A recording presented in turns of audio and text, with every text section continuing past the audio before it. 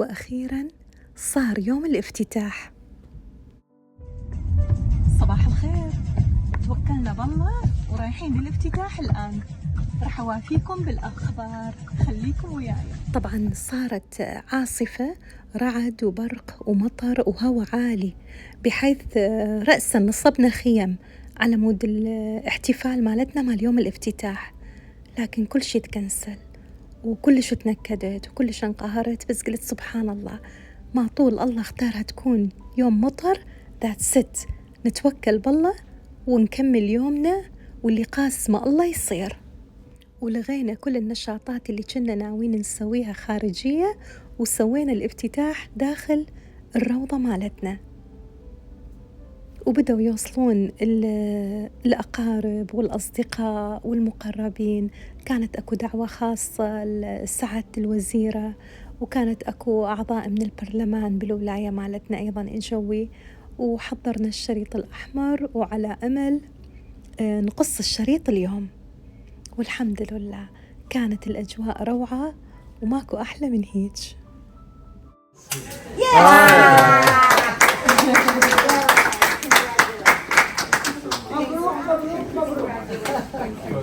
Anyone want a cake or? All right.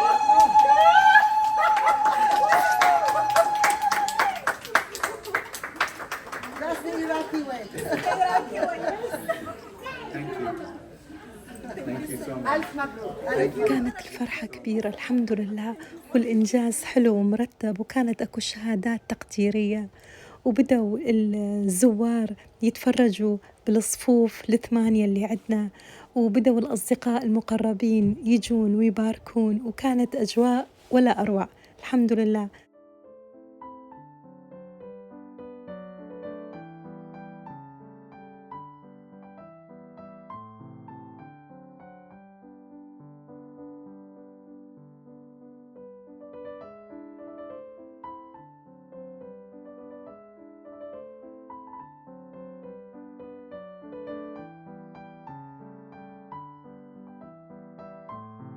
I've known Adnan and Inas and their family now for well over a decade, and I'm telling you, what I see today is an example of how family and community works together. This is a family that is truly put their hands and are working together. She's using her artistic abilities, plus the family qualities. When you look at each and every room, you see so much culture, so much heritage. She's proud of her heritage, and she is an example to all women entrepreneurs, I would say to you, in Canada and beyond, and also all families of how you all work together for the betterment of the community that you represent. And we all know there's a great need for childcare spaces, and they are here, they are filling a void that is much, much needed, and for that, we really want to thank them for that. Thank you so much for all the supporting ladies. Thank you.